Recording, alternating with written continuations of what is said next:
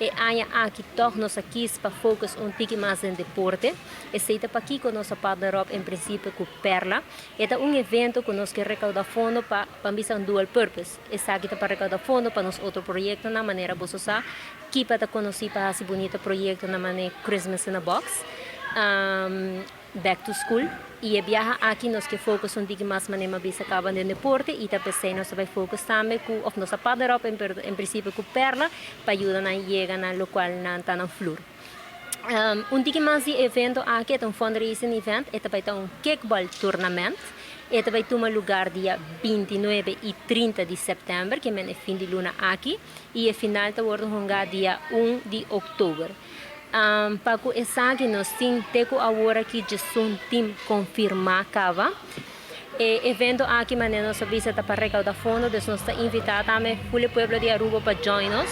Em princípio é 3 dias, que é final o organizado dia 1 de outubro, nós também temos para o exame bar e cozinha bom sortir. Ano passado, me tocou sinto com Kelly de Kiwanis, nós brainstorm riba alguns detalhes e me breng voor que nós estamos bezig tá recaudando fundo of também organizar certos fundraising events para assim recaudar fundo para comprar nos mesmos gymnastics floor.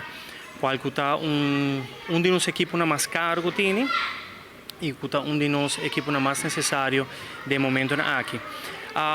Depois nós vamos conversar sobre a parte de fundraising e depois de par de luna depois, ela 3 em adiante, que é mais que willing para ajudar-nos a parte de fundraising.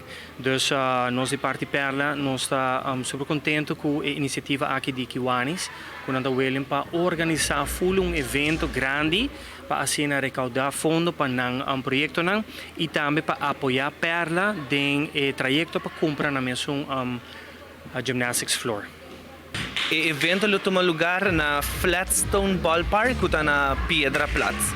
Dus é importante para mencionar, nós estamos começando já viernes, nós estamos começando com opening 6 horas, dus nós temos opening of mini desfile que toma lugar já viernes, começando 6 horas, já sábado, o evento começa e acaba para 10 horas de manhã, e já domingo e final o hora de maneira de mencionar, e a final está premiado para culminar, e final começava às 7 horas da noite. Pues mais invitação na pueblo em geral para bem suporte nossa equipa, para assim nos por ajudar para gymnastics também, e weekend de 29 e 30 de setembro e 1 de outubro na Flatstone Ballpark na Piedra Platz.